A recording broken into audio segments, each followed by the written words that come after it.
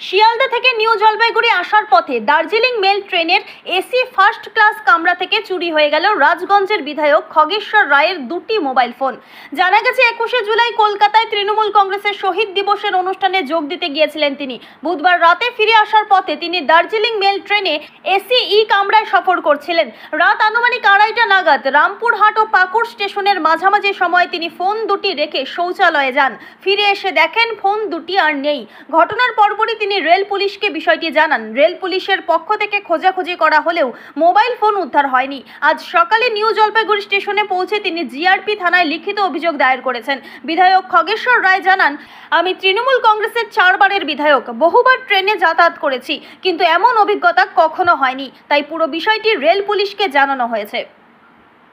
4th time বিধায়ক, এরকম এর আগেও কোনোদিন হয়নি।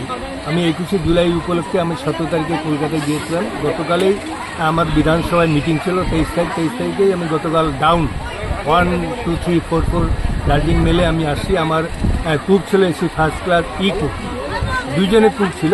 কিন্তু শিয়ালদা স্টেশনে যখন আমরা উঠি আমার সঙ্গে আরও কয়েকজন ছিল, ওদের অন্য কামরা ছিল আর কি। আমার সিকিউরিটি মালদায় উঠবে, আমরা খাওয়া দাওয়া করে অলরেডি আমি শুয়ে পড়ছি 8টায়। তারপরে ঠিক আমার ঠিক খেয়াল নেই, ঠিক 3টা থেকে 3:30 নাগাদ মালদার আগে, ওটা বিহারের মধ্যে, হঠাৎ করে দেখি বাথরুমে আমি গেছি। তারপরে এসে দেখি আমার দুটো মোবাইলই নেই, দুটো মোবাইলেই চুরি হয়ে গেছে।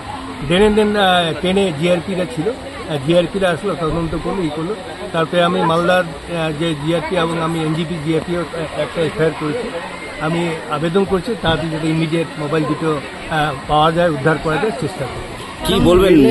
আমি কি বলবো, রেলের কি বলবো, এটা তো আমাদের বিজেপি শাসিত বর্তমানে রেলটা চালাচ্ছে, রেলের তারাই বুঝবে। আমি বলেছি যে দেখা যাক কি করা যায়। রেলের নিরাপত্তায় কি কোনো খামতি আছে মনে হচ্ছে আপনার? খামতি কিছুটা আছে, নাহলে পরে একটা এসি ফার্স্ট ক্লাসে হুট করে বাইরের লোক ঢুকার সাহস পাবে না। নিশ্চয়ই যারা ওখানে কর্মচারী আছে, অ্যাটেন্ডেন্ট আছে, তারাই নিশ্চয়ই। আমি জিআরপিকে টোটাল ঘটনাটা বলেছি, দেখা যাক কি হয়, উদ্ধার করা যায় কি না।